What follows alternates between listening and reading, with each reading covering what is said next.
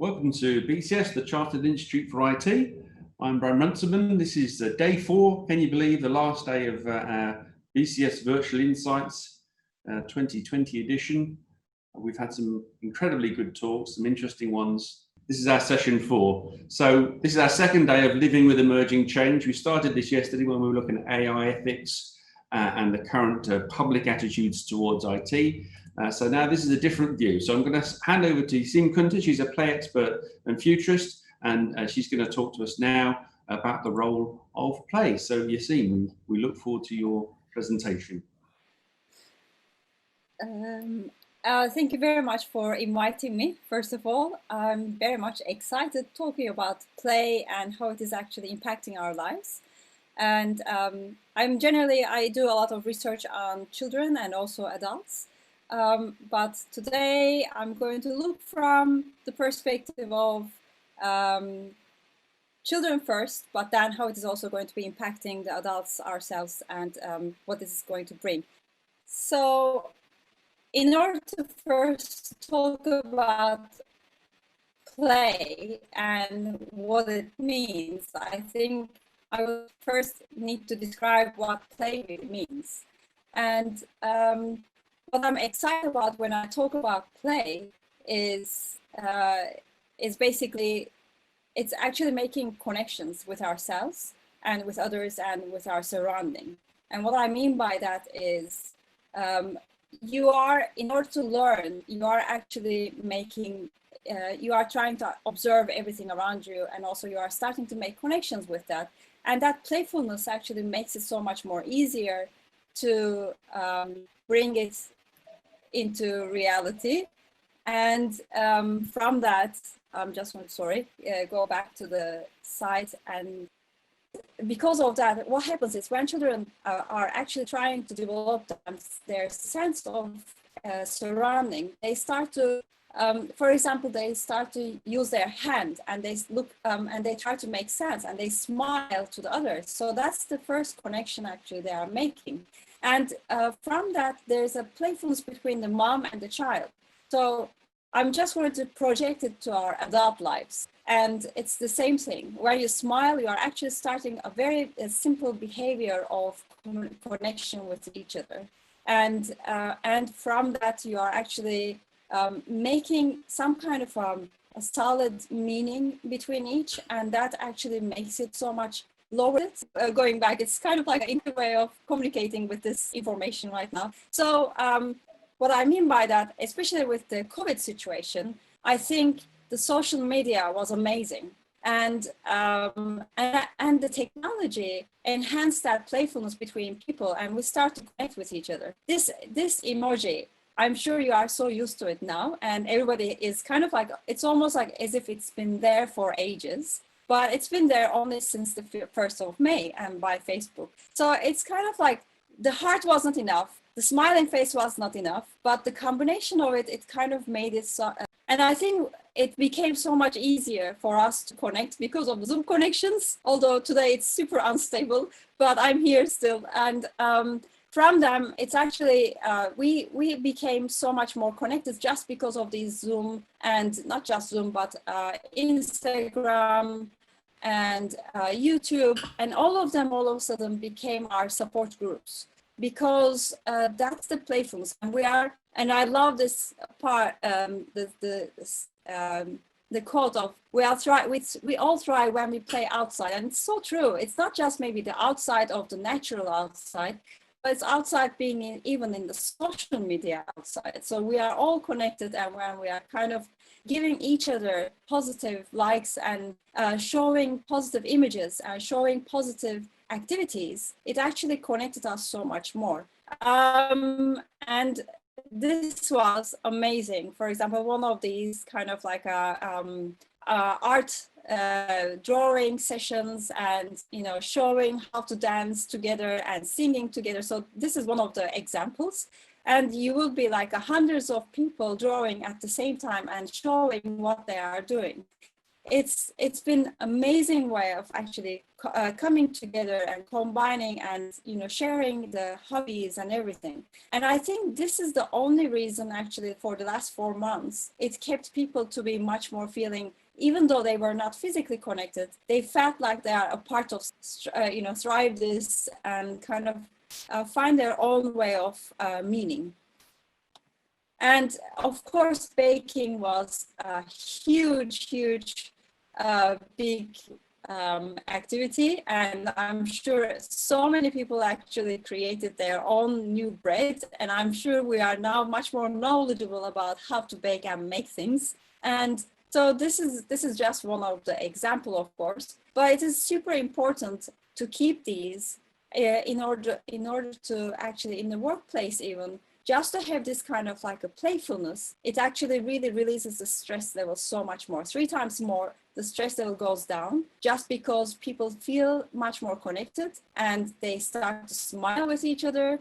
There's much more a deeper way of connecting with each other and actually making positive impact to each other. And I say usually positivity is a contagious thing, and it actually helps everyone to be much more willing to be in one place and work for one reason.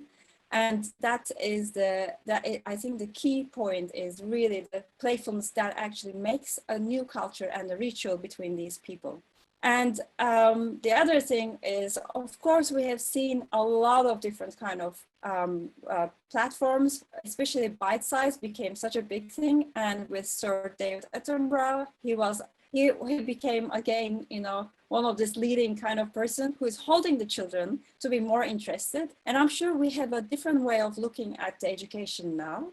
But I'm sure it's not just the education of children, it is also education, it's lifelong learning is becoming so much more inherent now. It's became much more embedded into our lives. And it's kind of like a work liking together and learning at the same time and being actually curious about things is going to stay with us for much more longer, because now we have the taste of it.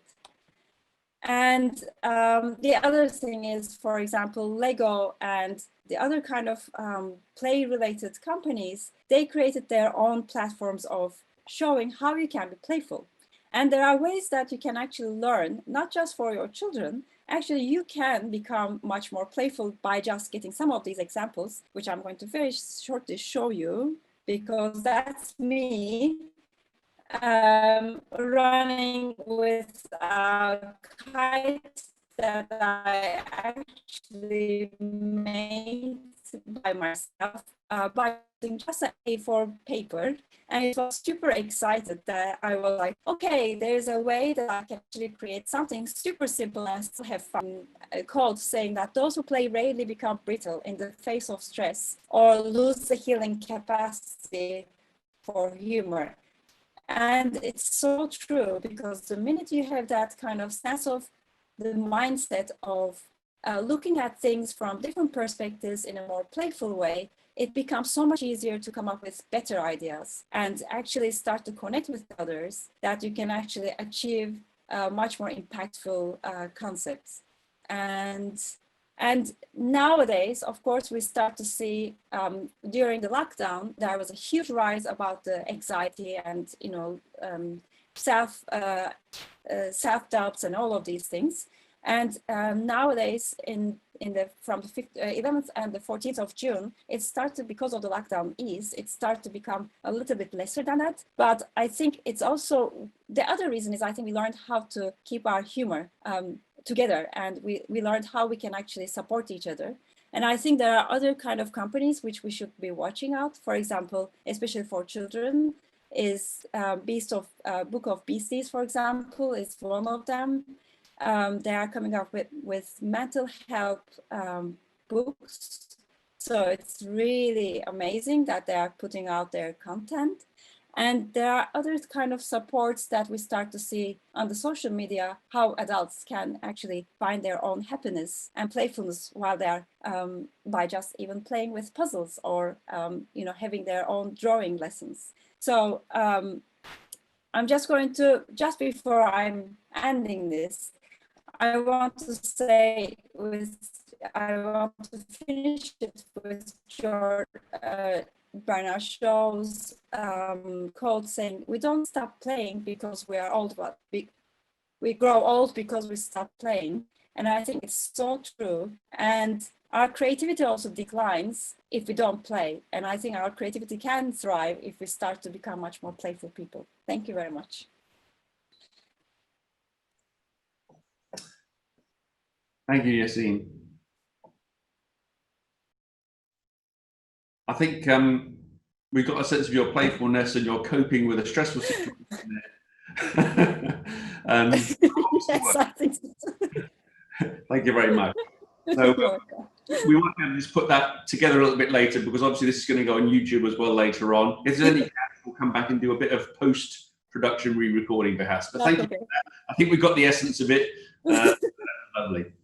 So I'm going to hand on now to Reema. Reema Patel is at the Ada Lovelace Institute, and she's going to talk about data usage. This is a big issue, isn't it, right now? And we have a very specific use case that we're living through. So perhaps I could hand over to Reema now. Thank you.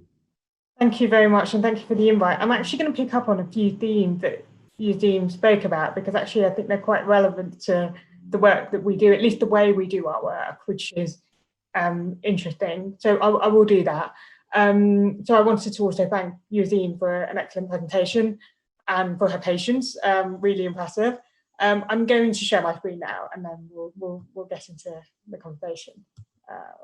Here we go. So what would health data governance in the changing landscape have to do with play?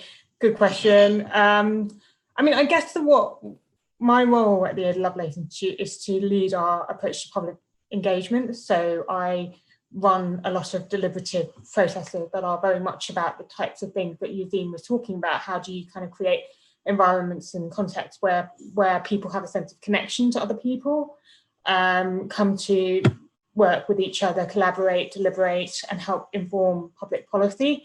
So the Ada Lovelace Institute is an organisation that aims to ensure that data and AI work for people in society.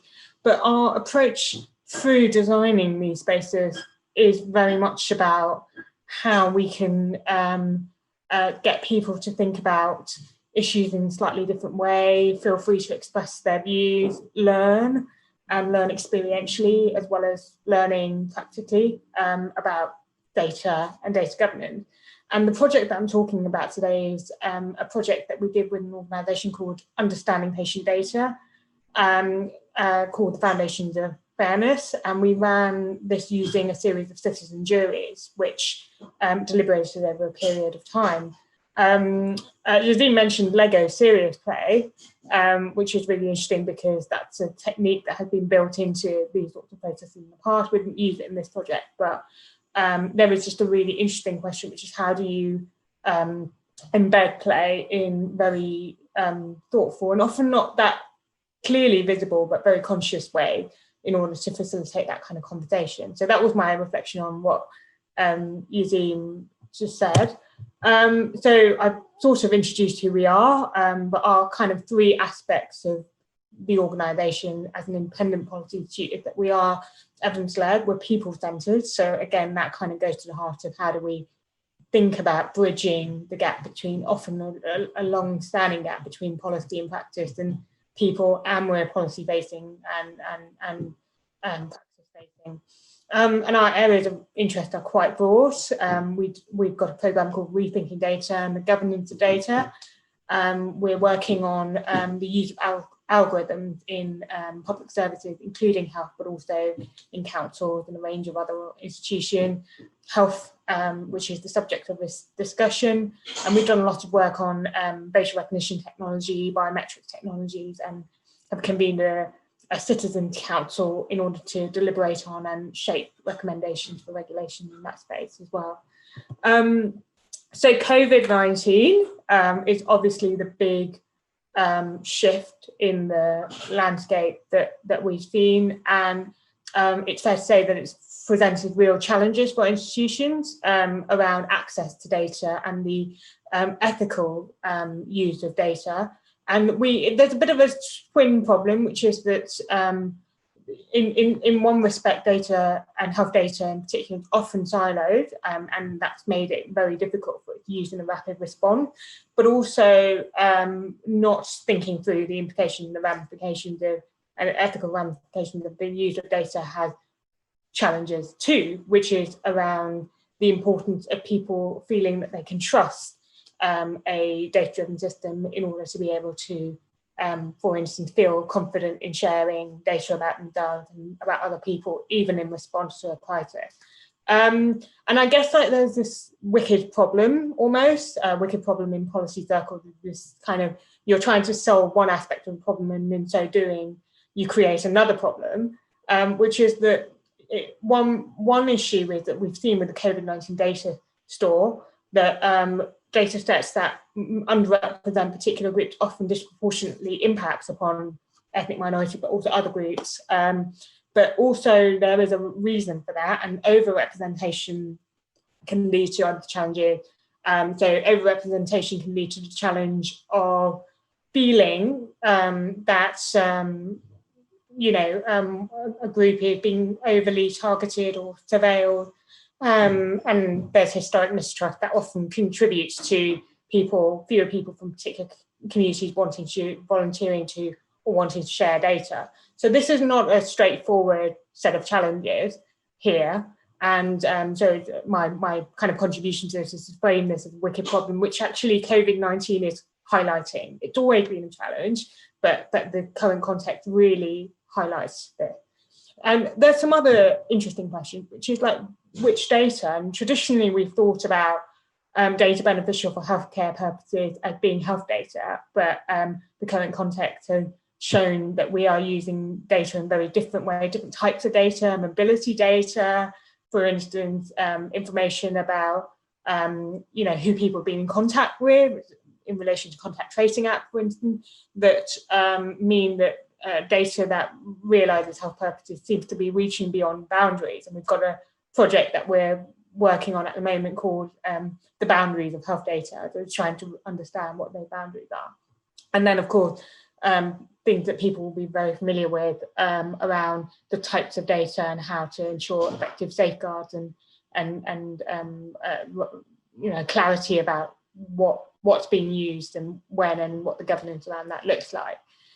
So that's my reflection on the sort of current situation and challenges that's presenting. I think there's another challenge, which is something that came up in the citizens' juries that we convened and published just before we went into lockdown, which is the value of data. It has a huge level of value. It does have economic value, and that's something really worth being mindful of. So national health data sets are incredibly valuable to private sector players, for instance, but the value of that data isn't just economic. It does enable us to respond to crises such as these. And so kind of realizing the social value as well as the economic value is a really important question. Of course, this is a conversation that's been going on for many years, but has become particularly amplified yet again in the COVID-19 crisis. Central point, which is about needing to see the human in data. So it's about people, it's often about us, engendered by us. And there is arguably a kind of relationship, which you might describe as a relationship of stewardship between those who govern data and those to whom it relates. And that makes it quite different to treating it as something that is, say, more of a commodity or, other things, and sort of the need to always be wary of thinking about data as abstracted from people. It's kind of the central point. What did we find from our citizens' jury? We found that under particular ethical conditions, actually people are quite supportive of the use of health data and sharing of health data. And we've just convened an online deliberative process on COVID-19 technology. And a lot of people recognise the value of sharing their information, but at the same time, they had really strong views about what the conditions under which those approaches should be. So they wanted to see an evidence base that it would work. They wanted safeguards in place to ensure that there wasn't misuse or misappropriation of data.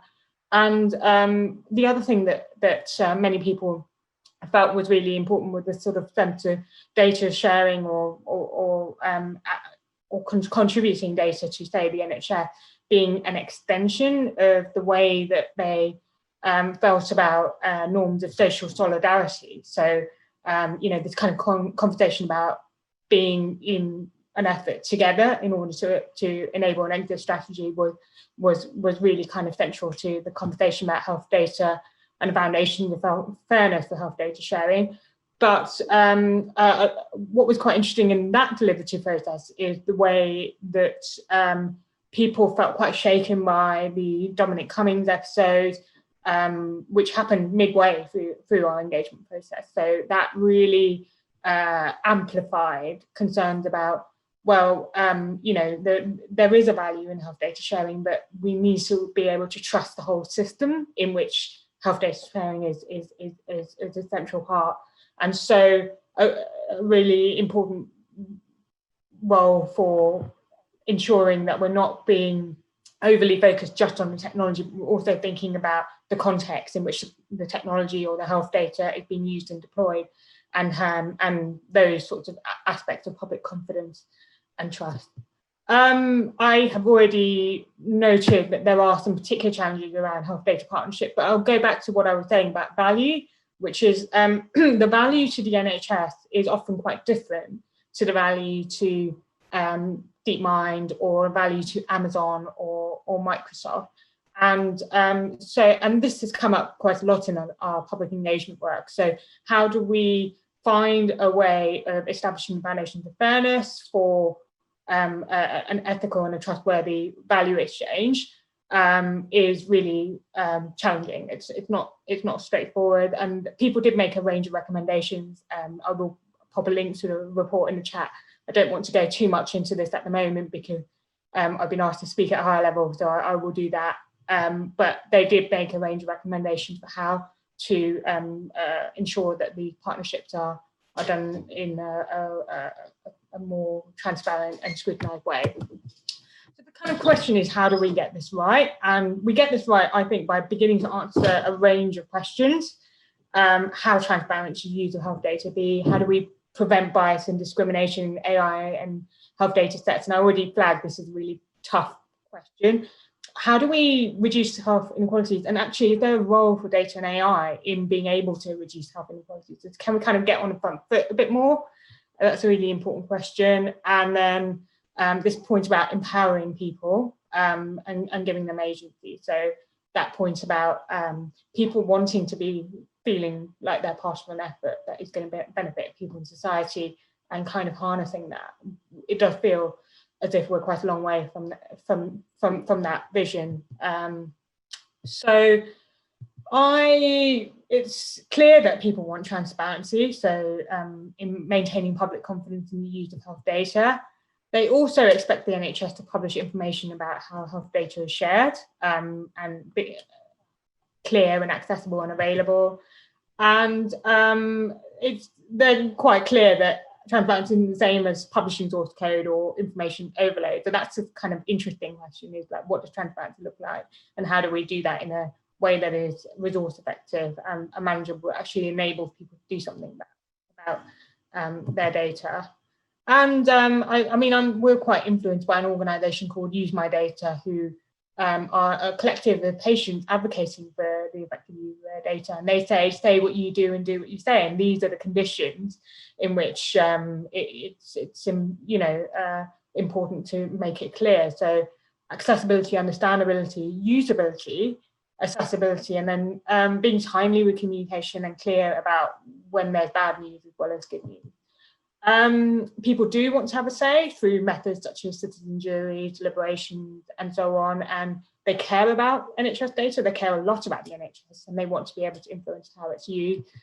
And they should, it's about greater levels of involvement in decisions about how data is used too. So kind of building that into the structure of decision making early on.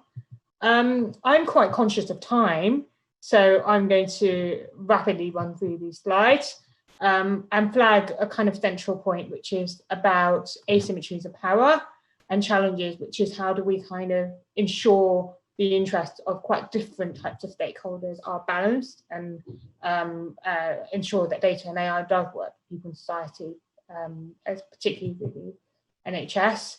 And our work concluded the fundamental and the most central aim of all users of health data and data to enable public health outcomes should be to improve health. You know, so if you cannot demonstrate that's the case, then there's some important challenges to be raised. Yeah, so I'm really interested to see what people have to say on this. I'm going to stop sharing my slides. That was quite a whistle-stop tour of quite a lot of work we've been doing. So immediate reaction response is really welcome. Thank you.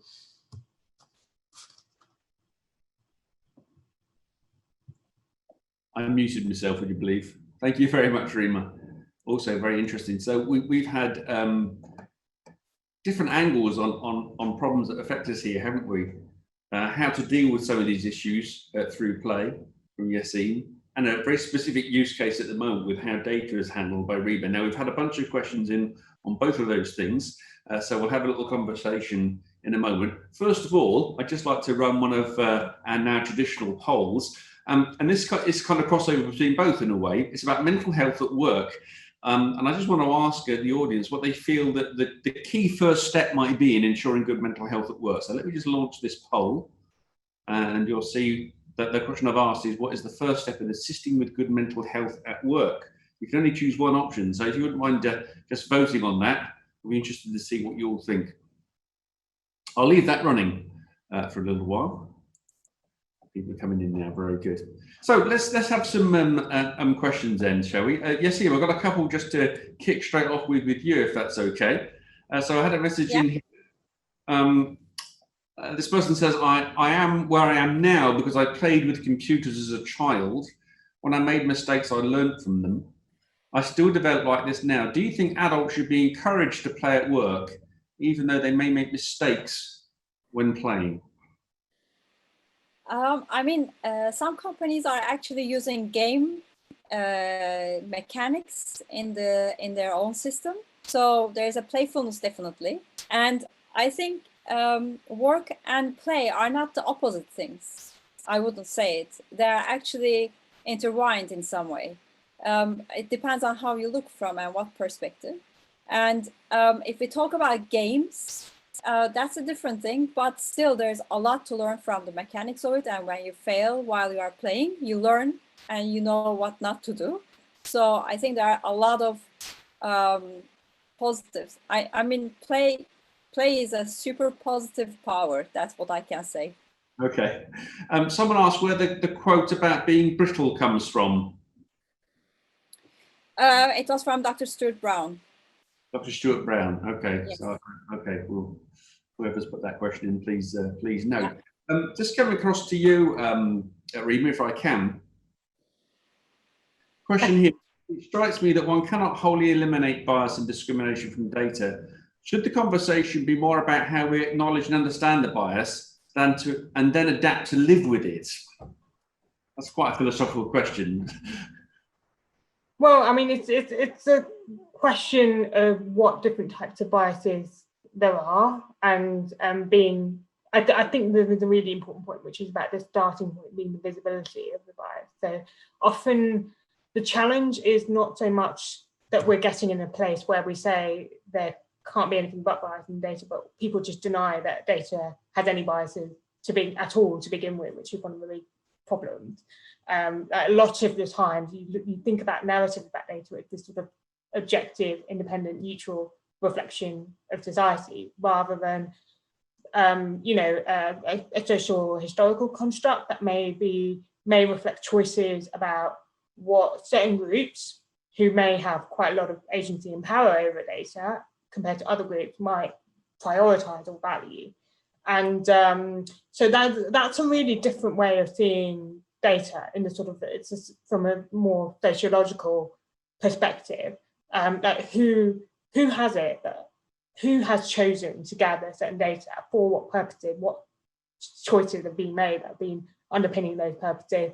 And then often that data is then used and deployed in other contexts that are quite portrayed as being quite neutral when actually those choices have not been neutral. So, I mean, this is kind of my long-winded way of saying that it isn't, I don't think the issue is that you can't remove bias at all, but the issue is actually that when we think about data, we think about this thing that is neutral, that has biases in them, and actually maybe we need to just rethink the way we see data. The thing that was never really neutral in the first place, but actually is quite reflective of our social construction. And I mean, we think a lot about this a lot in terms of the context of the work that we do on biometric technology, where it feels like there's a really growing conversation about the gap between those to whom the technologies in particular circumstances is targeted and the people who are designing them and the choices that are being made about how they're used, and the context of, you know, policing, for instance, and the targeting of different groups. That's one very extreme example, but that's not just about the bias in the data set. That's also about choices about how it's being used. Interesting, thank you. Yesim, a question for you. How do we best ensure that the impact of lockdown on children's anxiety is not long-lasting? There's got to be a role of play in that, I would imagine. Yes, actually, it's super interesting you are asking, and I love this question because I was at Play. I'm a part of Play Coalition and USA Play Coalition, and yesterday we were talking about the Recess of Alliance, Global Recess of Alliance, and we talked about play needs to come to the children's lives, and I think it's our adults' lives, because the trauma, in order to make it less traumatic and long-lasting, you really need to get somewhere from. I mean, you need to lower the stress by acting over it or role-playing and just kind of like rehearsing what happens so that you can get it out. And there were a couple of suggestions yesterday. Some children are actually playing COVID hopscotch and COVID tag play. So they are kind of, you know, playing and turning it into a humor so that they can actually get it out of their system. And I think that's the very powerful way of dealing with any kind of stress. You need to use this humor. Okay, lovely, thank you. So moving on from that, let's go back to Reema. Here's a suggestion. If data is subsetted into two groups, those willing to share and those not willing to share, what sort of impact would it have on the results? Would that skew things badly, or is there something to be said for that as an approach? This is why I describe it as a bit of a wicked problem with data, because we have problems with underrepresentation, but one of the reasons that we often have problems with underrepresentation is because there have been quite differential impacts on different groups. So if you, for instance, you're part of a community that's been quite historically marginalized or stigmatized, you know, say you've got a mental health condition or you're LGBTQI, and you come from a community or background track record where actually disclosing you've got a mental health condition or you're LGBTQI or you're from an ethnic minority background has not always engendered the most positive institutional response, you may be less likely to want to share your data. But that then may also have ramifications for the use of that, the effective use of that data. If we know more about health conditions in a particular demographic as opposed to a particular demographic. And it's really difficult because in the efforts to address one problem, which is underrepresentation on a data set, you end up creating another problem, which could be, you know, or needing to address a whole deeper set of issues, which is around trust and confidence and public acceptability, and really confronting some of these historic injustices and challenges, which is not an easy thing to do. And so that is that's not, you know, I mean, I describe that as a wicked problem because I think that requires a whole systems approach to tackling that. And you know, from the perspective of if you're a technologist, that's being mindful of that is going to be really important. And so the real risk here is that the answer becomes a technical solution, which is that we can fix the data set by just increasing the representation on the data set, but actually asking why there's underrepresentation on the data set, especially if the data set relies on participation and consent, is maybe more complicated and may require a more complex response. Yeah, I'm not sure if that really answered the question, but I hope it does. Yeah, no, I see what you're saying. And just related to that, when we're talking about restrictions, someone has just sent a comment about GDPR and data gathering. Has it made it more difficult, or is it actually opening new doors? Because it provides some context. Could you repeat that question again?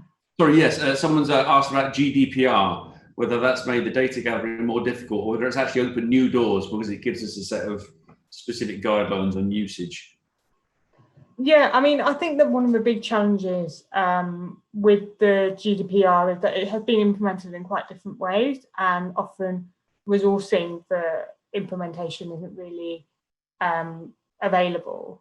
And so that can have this disproportionate impact on different types of organisations, so particularly smaller organisations. And so greater clarity and guidance on that is definitely necessary. And certainly the Information Commission's office is doing a pretty decent job at thinking about the contextual ramifications of the GDPR, because as a piece of legislation, it's really recent, quite new, and there's still a lot of work, I think, that needs to be done in terms of interpreting what practically provisions of the GDPR mean for people or different types of organisations and different types of data users. And then there's also the challenge, which is that distinctions that the GDPR makes around personal and non-personal data are quite tricky in an era where a lot of data can be incredibly sensitive and not identify an individual at all. So,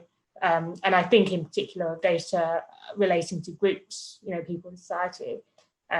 So that is something where one might argue that the GDPR actually isn't sufficient, that there needs to be more governance than just the GDPR. So talking about interacting with data, so it's a question for you then, Yesim. Interesting one, this, I think. I'm interested in design and interface design. What role does playfulness have in designing and making digital products? Oh my God, there are lots of. First of all, starting from content, I mean, it needs to be appealing for the user. It needs to be easy to actually navigate on the digital interface. And if we are talking about digital and physical converged kind of type of play, then I think it needs to have a sustainability, or play sustainability. That's what I call it. It's kind of like it's not just you do one thing and then one thing happens, but there's some kind of a feedback loop that actually creates so much more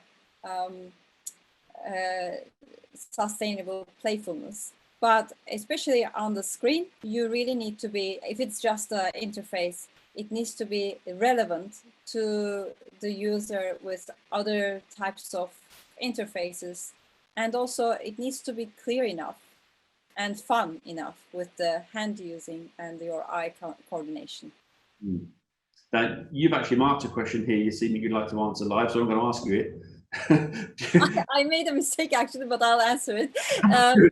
Do you believe that play at work would be most beneficial within working hours, outside of working hours, or a combination of the two?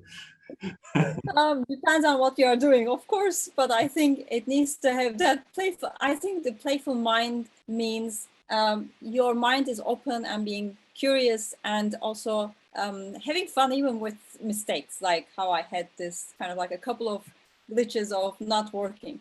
So having that kind of personality and the attitude, actually that's the playfulness. So the subject you are doing can be super, super serious, but it doesn't matter. Yeah. You can still have that mindset.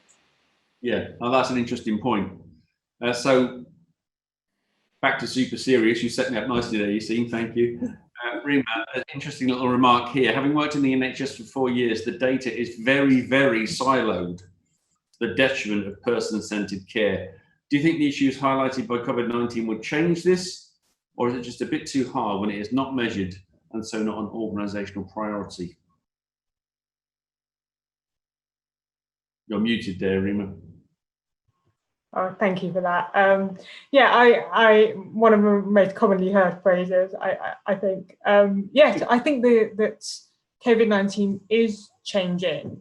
You know, I think that we are having a conversation about the siloed nature of data, but also if you look at some of the memos that Matt Hancock sent out, and the uses of existing regulation in order to sort of centralise and re-up data, the conversation about the COVID-19 data store, the uses of initiatives like UK Biobank that rely on data donation as part of responding to the crisis. I do think that there have been quite a lot of measures in order to address the siloing of data and health data.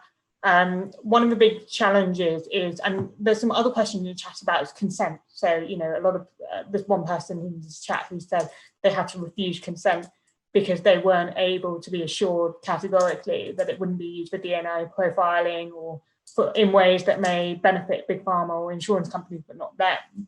And that is, of course, I'm now bundling up a response to two questions, but actually I think they're quite related. One of the big challenges for enabling the social use of data is that people fear what will happen to their data when it's being shared outside of the NHS. So they're quite happy to share their data with the NHS and get public benefit for that and contribute to that much loved institution in the UK. But they are incredibly anxious about the governance of the arrangements between NHS organisations and third-party organisations, particularly technology companies, and worry about the ramifications of that, not just for themselves as individuals, but other people in society. And there's a really interesting kind of conversation about the use of this data for profiling, for insurance purposes, et cetera. So our British industry organisation did call for a moratorium on and implement a moratorium on this this type of use in the context of genomics data. So, but we don't seem to be having that wider conversation because now it's not just genomics data that is widely available. It's a lot of data about people that's kind of quite easy to aggregate and use in different ways. So I think that's a live conversation that is just going to have to happen because we will increasingly see this. You know, you can literally go on the internet and just scrape people's information, credit score them off the back of information that you can find on their Twitter or Facebook profiles, or you can do that if you have access to data sets, the health data sets, and that of course is problematic, ethically problematic. Very interesting, thank you. Now we've got a few minutes left. We'll take a minor pause just to share the poll results because it can lead us on to another question. So here are the poll results. This is the question we asked. What is the first step in assisting with good mental health at work? We've got joint winners there, family-friendly work policies, flexible working, and a codified work-life balance, which I thought was quite interesting. I suppose this is going to come out, isn't it? These things are not actually in people's contracts necessarily. Perhaps that's what's required there, just to get those sorts of balances. So thank you for your responses there. But that leads me into a question that's just come in, which is very much for Yesim. Playfulness is especially important now due to the immense stress people are facing globally now and in the near future. It will help toward reducing the impact of mental health conditions. Any thoughts on that? Truly agree. I was just answering that. Yes, yeah, that's very, very true. I'm just saying, as an analogy, it's almost like an antibiotic of stress. Like play is a way that you can actually reduce. And I was just reading an article the other day. It's a £43 per person. The mental health problem is costing £43 per day per adult. Good. So there's a huge, number for the pricing. And imagine if you just make people have some kind of play in their environment and even work-life balance, and redefining those kind of meanings and giving some kind of a happiness into the people, I think that's going to drop. So it's, especially now, it's super important. I think it's crucial, I would say. Yeah, absolutely. Lovely. Reema, can I give you a particular example that's come through here? This might be unfair, and tell me if it is. I have had to refuse consent some years ago to the NHS to use my blood sample information because they were unable to categorically assure me that this would not be used for DNA profiling. Not sure whether this kind of sharing with big pharma or insurance companies has been addressed. Your thoughts, welcome. Yeah, so this was what I was just kind of touching upon in the last response that I gave. So no, it's not been addressed. I think that would be my short answer to it, and that there's been quite a few examples of investigative journalists revealing that, for instance, an NHS trust has shared data with a credit scoring agency in order to work out whether that person was actually resident in the UK or not, and the kind of ethics of that to be debated, but it's kind of totally unclear what the guidance is there, and therefore. In that context, it's very difficult then to sort of say what your rights are, and also difficult to enforce them. And then the other example that I did give was of in the insurance industry, there has been a voluntary moratorium that insurance have adopted around the use of genetic data for profiling. So they basically agreed that they would not do that. And then the kind of interesting question is, okay, this was some years ago. I think it was over 10, 15 years ago that happened. Now we've got all other sorts of data freely available on the internet, and sort of kind of, is there a role for industry insurance organisations to similarly commit to not doing that in relation to all the other data that we are quite happy to share about ourselves without necessarily fully realising the consequences. And then, of course, the specific examples of this question are around, actually, I would have been quite happy to share my data with the NHS if I had been a bit clearer that there were kind of quite clear parameters around how it would be used. And so there is an adverse negative impact on the NHS, which is that it's not able to benefit from the use of a data set there. That it could have been because it felt unable to provide those assurances. And it's a perfect example of what I was saying earlier about the importance that public confidence and public trust plays in enabling the effective use of health data. Yeah, thank you. I'm going to answer a question here. I can answer this one. Will there be a written transcription of these insights for those of us who are now hard of hearing and rely on lip reading more than we realised? That is a fair question. Thank you. There will be write-ups. All these things will also be on YouTube as well. So hopefully that will fulfill your requirements there. If you have any issues, please do drop me a line. It's not a problem, editor@bcs.org. I'm going to come to you, Yesim, with a one-word comment here. Knitting, which I think is about the different kinds of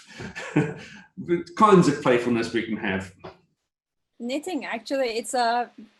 First of all, it's a dexterity, and then I would say it's also mathematical, and also it's a sequential. So there's a cognitive and hand-eye coordination, and also there's a flow. So then I would say it's a great hobby, or it can be a serious thing. I don't know.